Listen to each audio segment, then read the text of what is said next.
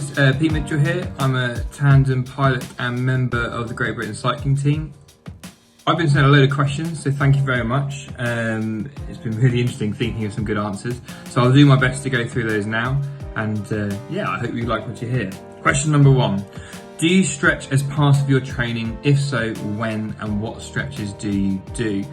So we do stretch, it's absolutely key. If I didn't, I'd be stiff as a board. I tend to stretch twice a week and with a whole variety of stretches, generally targeting lower body kind of for stretches, so kind of quads, hip flexors, hamstrings, glutes, and then a bit of time spent kind of mobilising the spine, undoing the damage of being hunched over on a bike all the time.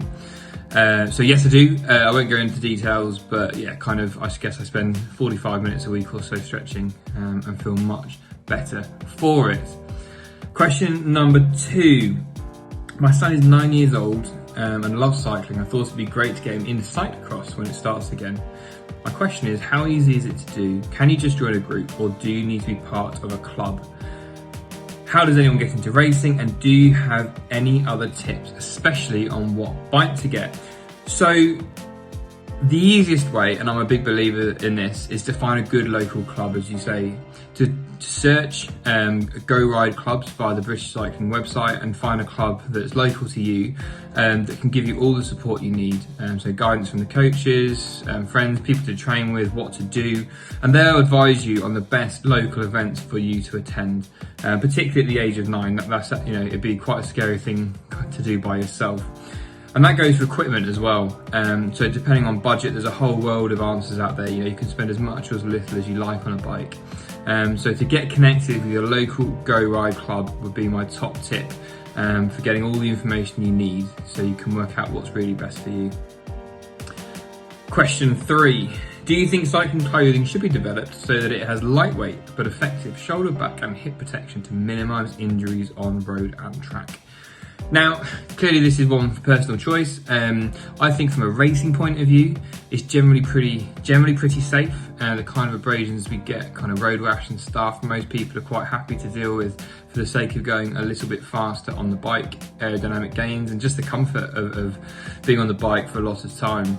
If you want to do that from a commuter point of view, I mean, I myself have been hit by a car twice, and I guess I would rather have had protection then, but of course that's completely personal, and there are things out there, I guess, other protective gear you could wear if you desperately wanted to. For instance, downhill mountain bike guys, BMX guys have a certain level of protection sometimes, so there's definitely options out there if you look hard enough.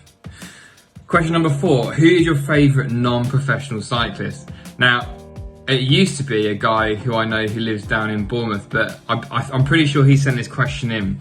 So I would say my favourite non-professional cyclist is my daughter Felicity. She learned to ride a bike at the age of 3 a couple of months ago, and she is loving it. So that's definitely a dad goal kind of ticked off, and I reckon she's my favourite non-professional cyclist for sure.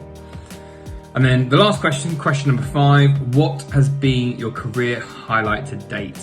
The one that stands out for me was we won the World Championships in the kilo in the 1 kilometre time trial in 2019. That was when I was riding with James Ball, and we had our twin boys about 6 months before. In fact, about 5 or 6 months before. And having twins is crazy at the best of times. So as an athlete, I was worried that it would affect performance. You kind of can't just grin and bear it when you're tired. You're always going to be a tired version of yourself. So I wasn't sure how it was going to work out. But as I say, we won the gold medal in that event, and for me, that definitely was a career highlight. That was something that I look back on and feel very proud that we managed as a family to kind of manage all the mayhem and still put in a good time when it counted.